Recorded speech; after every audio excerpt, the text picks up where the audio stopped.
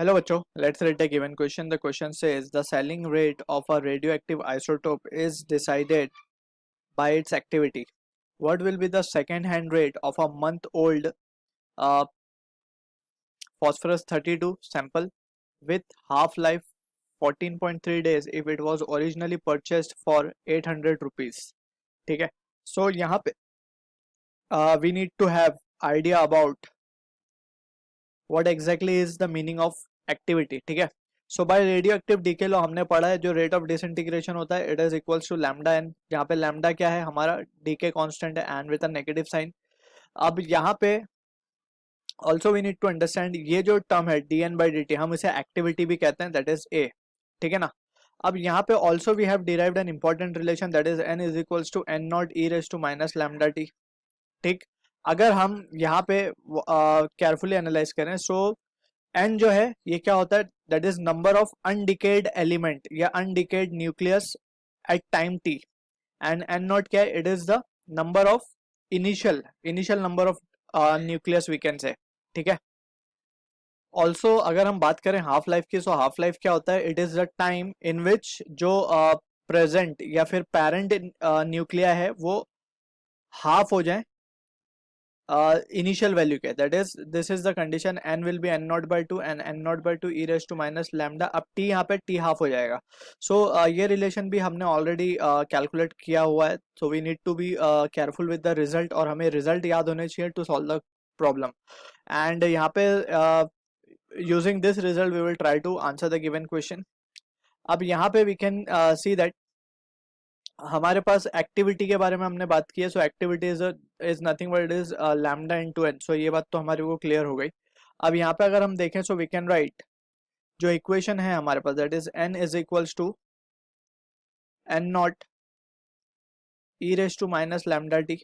सो इसी एक्सप्रेशन को हम क्या लिख सकते हैं अगर हम इसमें लैम्डा मल्टीप्लाई कर देते हैं both side. So we will be getting lambda N naught lambda N and that will be into e raise to minus lambda T. ठीक है.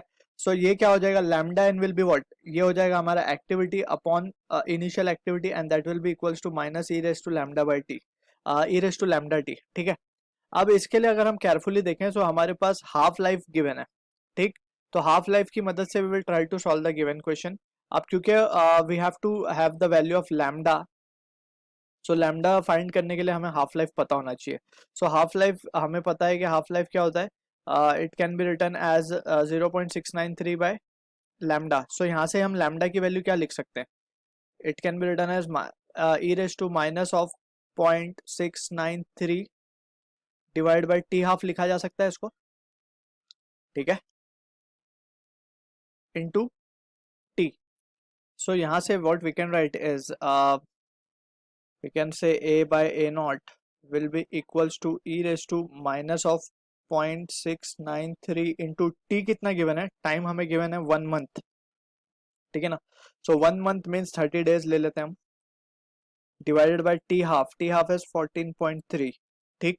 अब हम क्या करते हैं multiply natural log on both side. Natural log means log to the base E basically. So यहाँ पे हम ln of A by A naught and that will be equals to ये नीचे आके log e की वैल्यू हो जाएगी 1 and that will be 0.693 into 30 divided by 14.3. इसको हम सॉल्व करते हैं तो ये value comes out to minus 1.45. ठीक है. ये वैल्यू मिल गई हमें. अब हमें क्या करना होगा we have to take the value that is a by a naught will be equals to we can take इसको लिख सकेंगे हम 1 upon e raise to 1.45 and that will be equals to so इसको हम लिख सकेंगे therefore we can write this value as to be 0.2345. alright.